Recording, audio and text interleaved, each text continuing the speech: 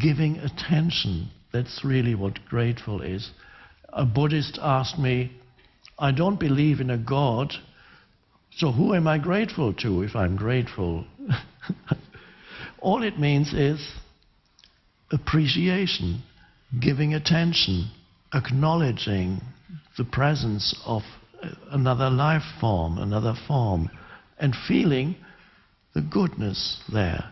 That's gratitude. So you don't need to mentally say, thank you, thank you. You can, but it's not necessary. You can go beyond the mental concepts and have an attitude of gratitude that no longer requires you to continuously say thank you.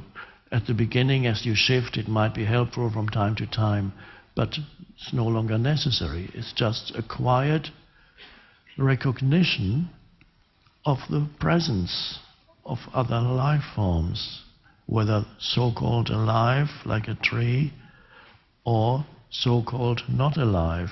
They're all alive. So, and appreciating the little things in your life creates a receptive state of consciousness for good things to come to you. In that sense, the New Age teachings are right. If you see the good that is already in your life, there is a tendency for more good things to come into your life. But you have to start now. There's already the goodness in your life everywhere. You may not be able to see it unless you become still first.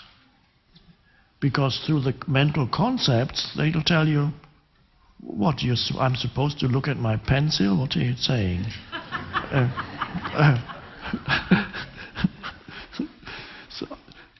So it doesn't the mental concepts don't understand what I'm talking about. So there needs to be presence and stillness, and then you can acknowledge the presence there in things. Say, oh, it's good. The words may come or may not even come. Just a quiet honoring of all that is. And then with that is an attitude of gratitude.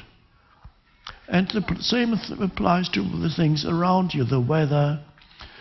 It's as we saw yesterday in the poem of St. Francis, the Canticle to Brother Sun. He says, thank you for all kinds of weather, St. Francis said. So usually weather, people either, they only look at it if it's really bad or really good, but to just acknowledge the continuously changing weather, the clouds, that in itself requires some stillness, first to see it, to give it attention, and then it helps you also to remain still, to look at the sky and the clouds. Very helpful. That's another way in daily life. We talked about using little moments of walking from here to there, or picking something up and stillness. Looking at the sky is also a wonderful thing. No matter whether you're in the office or at work, I can only see a tiny fragment of sky through that window, but normally you can see more during the daytime.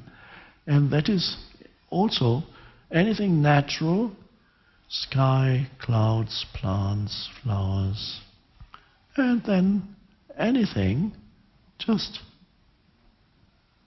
presence, quiet acknowledgement of the richness of the present moment. It's always rich, it's always many life forms. And so St. Francis seemed to have had that. He had this appreciation for things that otherwise you take from the sun, the moon, the stars, the air you breathe, the earth, the flowers, the plants, the birds, all delighting in the multiplicity of life forms. And then that's the goodness. There is the goodness that is outside, and there is the primordial goodness of life that is within you. That's the goodness beyond opposites, what the ancient